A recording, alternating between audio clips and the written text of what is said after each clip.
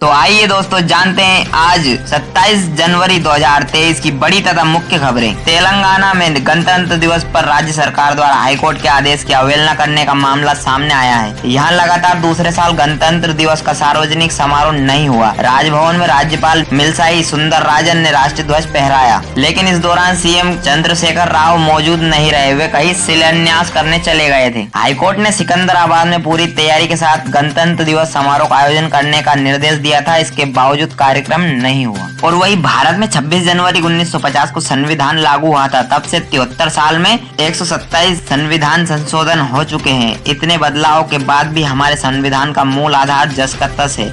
दरअसल इसकी वजह यह है कि संविधान में बदलाव के लिए संसद की मंजूरी जरूरी होती है। संसद में संविधान को बदलने का हर प्रस्ताव बहस और वोटिंग से गुजरता है, तब उस पर फैसला लिया जाता है। और वही श्री बद्रीनाथ धाम के कपाट इस साल 27 अप्रैल को सुबह 7:10 पर खुलेंगे। इसका ऐलान राज दरबार नरेंद्र नगर में बसंत पंचमी के अवसर पर आयोजित धार्मिक समारोह में हुआ। कार्यक्रम में बताया गया गाड़ू घड़ा तेल कलश यात्रा को 12 अप्रैल को निकलेगी। वही रिपब्लिक डे पर बाबा रामदेव का दावा, पाकिस्तान के जल्द ही 4 टुकड़े होंगे, भारत में होगा विलय। 74वें रिपब्लिक डे पर हरिद्वार में बाबा रामदेव ने दावा किया है कि पाकिस्तान के जल्द ही 4 टुकड़े होंगे। उन्होंने कहा कि पंजाब, पीओके और बलूचिस्तान अलग राष्ट्र बनेंगे। इन सब का भारत में विलय होगा। रामदेव ने कहा कि आने वाले समय में भारत एक महाशक्ति के रूप में उभरेगा। इसके अलावा रामदेव ने कहा कि आजकल सनातन धर्म को नीचा दिखाने के लिए देश में धार्मिक आतंकवाद चल रहा है। कभी सनातन धर्म तो कभी हमारे महापुरुषों के चरित्र पर तरह तरह के लांछन लगाए जा रहे हैं। जो ऐसा कर रहे हैं वे राष्ट्र विरोधी हैं। यह सब कुछ विदेशी ताकतों के इशारे पर हो रहा है। 74वें गणतंत्र दिवस की परेड में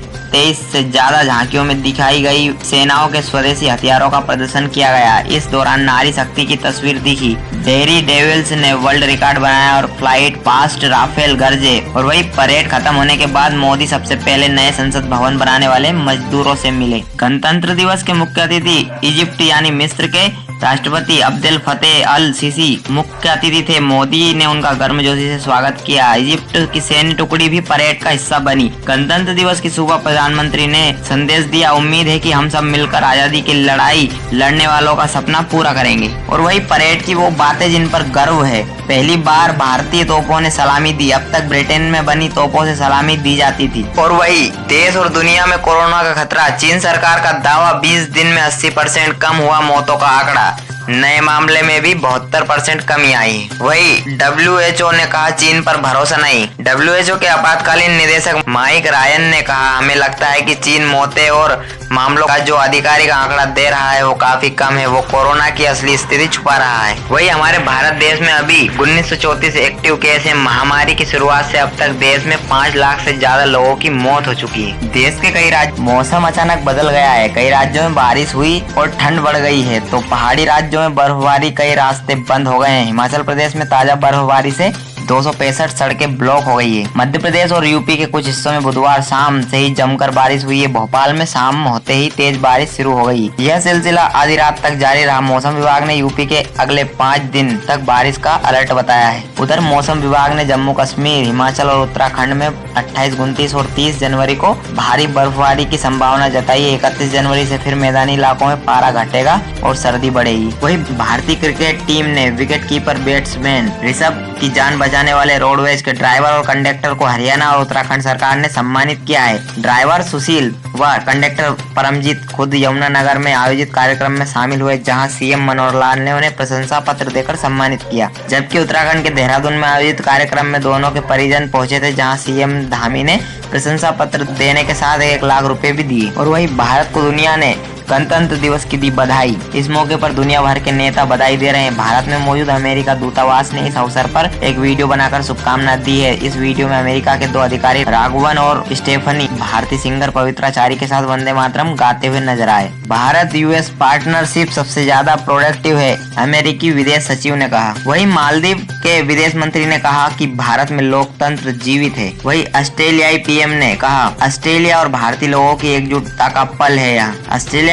ऑस्ट्रेलिया के प्रधानमंत्री एंथोनी अल्बानीज ने भारत को शुभकामनाएं दी। उन्होंने संदेश साझा किया। इस संदेश में ऑस्ट्रेलियाई पीएम ने भारत की संस्कृति और उपलब्धियों का सम्मान करने की बात कही। ऑस्ट्रेलिया दोनों देशों के बीच के संबंधों के लिए भारत धन्यवाद देता है। वही तजाकिस्तान में राजधानी दुशांबे में स्थित भारतीय दूतावास में तिरंगा फहराया गया। इस दौरान वहां रह रहे भारतीय मौजूद रहे, सभी ने राष्ट्रगान गाया। वहीं नेपाल के प्रधानमंत्री पुष्प कमल दहल प्रचंड ने भारत के प्रधानमंत्री और लोगों को बधाई दी। इजरायली हमले में 9 फिलिस्तीनियों की मौत, दर्जनों घायल, मरने वालों में बुजुर्ग महिला भी शामिल। वेस्ट बैंक में गुरुवार को इजरायल की तरफ से किए गए हमले में 9 लोगों की मौत हो गई है, जबकि 16 लोग घायल हो गए हैं। रिपोर्ट्स के मुताबिक कुछ लोगों की इजरायल की एयर रेड तो कुछ लोगों की सैनिक के साथ भिड़ंत के दौरान मौत हुई है। वहीं जंग में रूस का सामना करने के लिए जर्मनी अपने 14 एडवांस लेपर्ड 2 टैंक तो अमेरिका 31 अब्राम टैंक्स यूक्रेन को देगा। जर्मनी के रक्षा मंत्री बोरिस पिस्टोरियस ने गुरुवार को बताया कि यूक्रेन को इन टैंकों की डिलीवरी मार्च के अंत या अप्रैल की शुरुआत में कर दी जाएगी। वही लेपर्ड टैंक के बाद यूक्रेन ने मांगे F-16 फाइटर जेट। कहा परमाणु के अलावा सारे हथियार चाहिए। हालांकि जर्मनी ने फाइटर जेट्स देने से मना कर दिया है। तो दोस्तों, ऐसी काम की बड़ी खबरें पाने के लिए अभी हमारे BDR आकाशवाणी न्यूज चैनल को सब्सक्राइब करें। जय हिंद, जय भारत दोस्तों।